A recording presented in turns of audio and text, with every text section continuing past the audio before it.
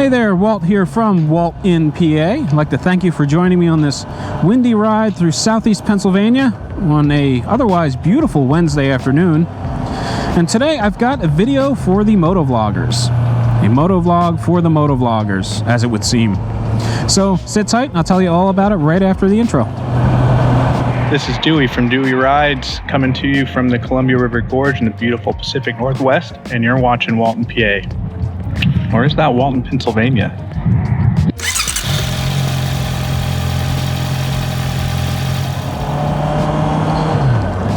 So a couple of videos back, I talked about attaching a Nelson-Rigg Commuter Series Lite tail bag to the back of my Honda CB650F. I needed some way to create luggage space, it's not that I have a problem with my backpack. I just didn't want to have to wear it every ride. And it turns out that tail bag has become very useful. Like I'm using it a lot more than I thought I would. Mostly when I stop somewhere, I just unzip it, toss my gloves inside of it, and it keeps everything contained. It's a nice little storage space that's been working out very well for me. But I did run into a problem.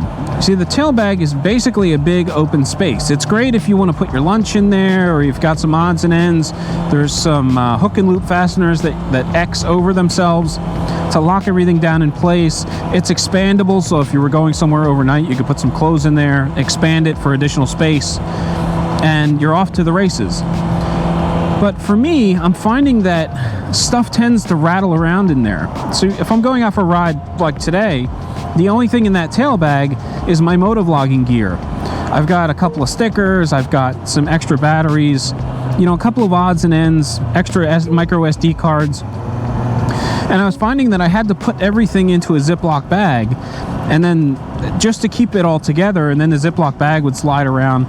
You know, it's not that I'm worried that something's going to get damaged sliding around inside of a Ziploc bag, but I just didn't like this bag system. You know, I'm effectively living out of a Ziploc bag.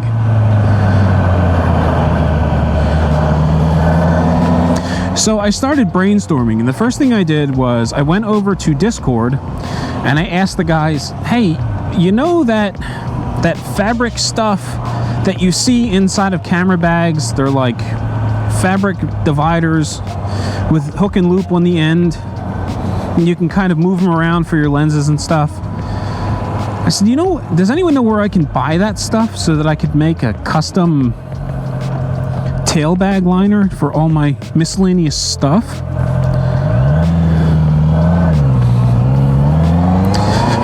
And the first suggestion I got was to try to head over to Michael's, the arts and crafts supply store, and see if they had something there.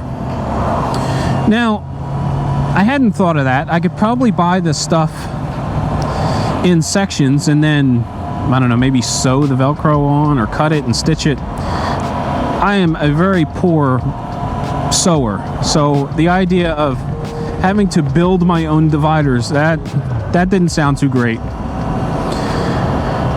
So the next thing I decided to do was head over to Amazon, and I started looking at plastic dividers. You know, the ones they divide jewelry and things like that, or if you do arts and crafts, you'll see these clear plastic boxes with all these little dividers inside.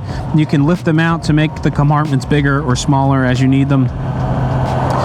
And I wound up finding a 2-pack, and it was a 2-pack of tall dividers.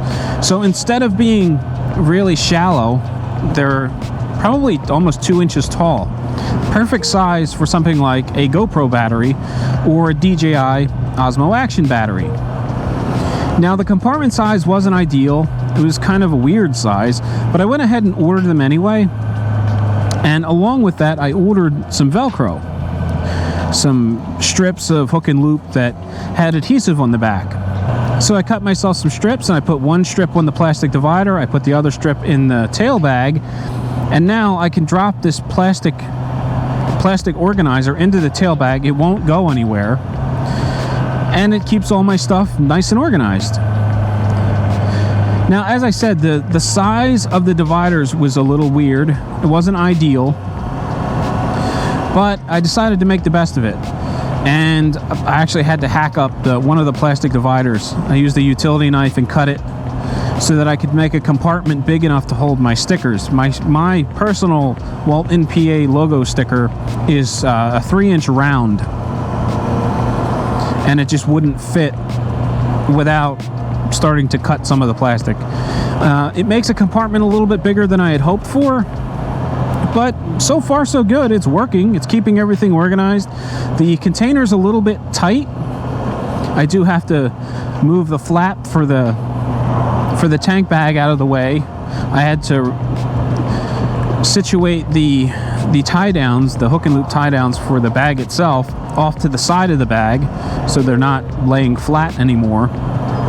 But it's doing what I needed it to do. It's keeping my spare batteries in one compartment, and the nice thing about this is I've got enough compartments that I can separate my live batteries from my dead ones, or my charged batteries from my dead ones. I've got a space for my stickers. I've got a space for my micro SD cards. I did buy it almost looks like a credit card with little slots in it for the micro SD cards to hook into to keep them from being loose inside there.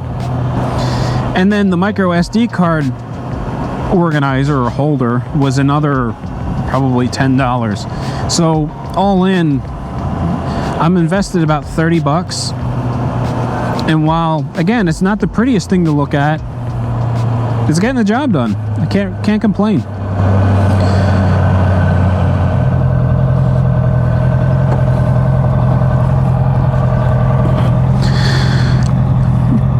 Alright, so here we are, my Nelson-Rigg Commuter Series tail bag. I think it's Commuter Lite, not a Commuter Sport. Should be the smallest of the bunch.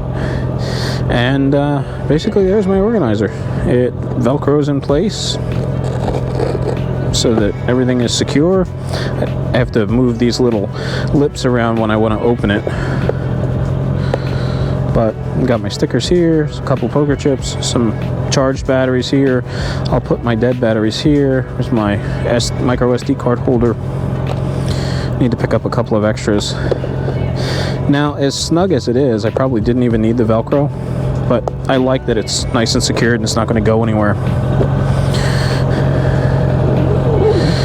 So, a relatively cheap solution to organizing all of the gear for motovlogging. And that poses the question: do you have any DIY hacks for storage solutions on your motorcycle? If so, I'd love to hear it in the comment section down below. So that's going to do it for this video. Thank you for joining me on this little ride through Southeast Pennsylvania. If you enjoyed this video, please consider subscribing to my channel. You can hit that bell notification if you'd like alerts whenever new videos are posted. If you'd like to support me, the best way to do that is by giving this video a big thumbs up, dropping a comment down below, and sharing this video with your friends. So, as always, ride safe, and I will catch you in the next one.